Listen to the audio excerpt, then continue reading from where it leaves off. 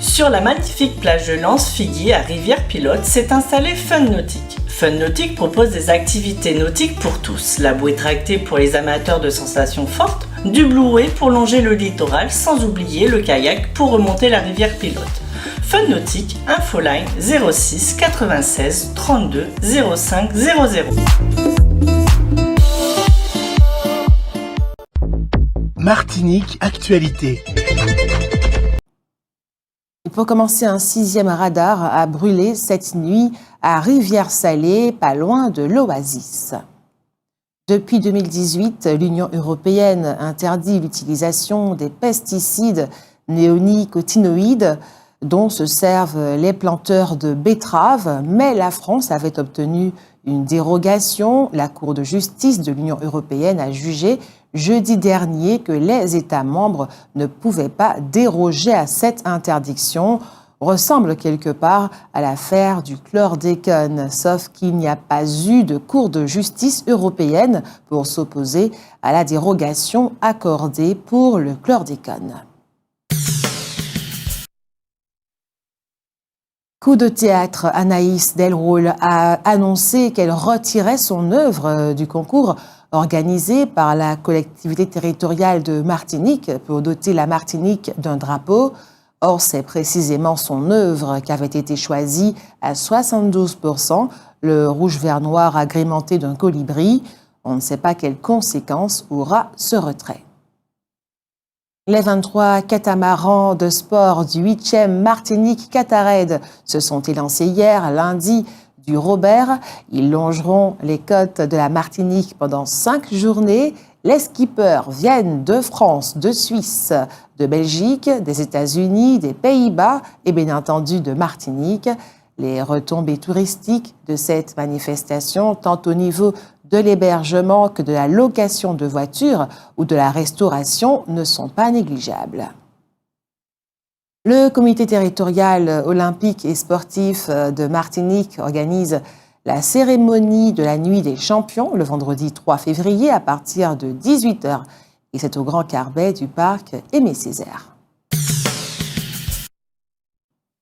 Aujourd'hui, mardi 24 janvier, au Lamentin, l'école maternelle de Basse-Dondo a été fermée toute la journée pour qu'il y soit effectué une opération de dératisation. Elle va réouvrir après-demain, jeudi. La classe préparatoire littéraire du lycée de Bellevue est classée 17e sur les 77 classes préparatoires du même type qui existent en France. C'est un excellent classement.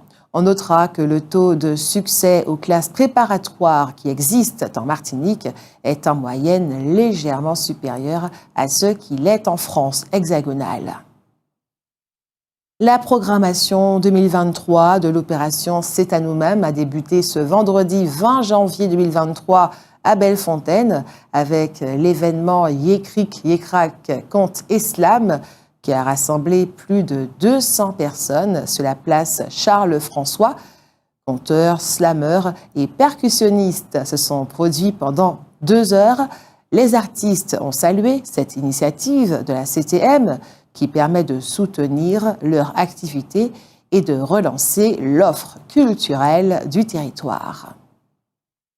Le prochain rendez-vous, c'est donc le dimanche 5 février, à partir de 19h, sur l'esplanade des Fêtes à Sainte-Luce. C'est la Cadence Perfecta qui va se produire.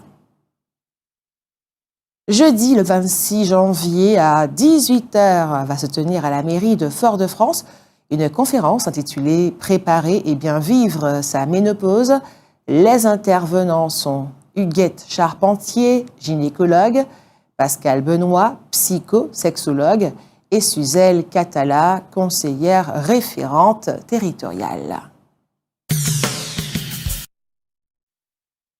2 ans après son lancement, la CIVISE, la commission indépendante sur l'inceste et les violences sexuelles faites aux enfants, se trouve actuellement en Martinique.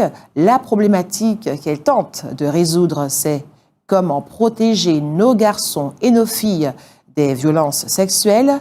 C'est dans ce cadre que le juge des enfants, Édouard Durand, coprésident de la Civise, a donné une conférence hier au campus de Schœlcher. Il faut savoir qu'en France, ce sont 160 000 enfants qui sont agressés sexuellement par des adultes, souvent des parents proches. Il semble qu'en Martinique, la parole soit moins libérée que dans l'Hexagone. Selon une étude officielle, 25% de la population adulte en Martinique dépasse la valeur toxicologique de référence chronique interne basée sur la concentration de chlordécone dans le sang, appelée chlordéconémie.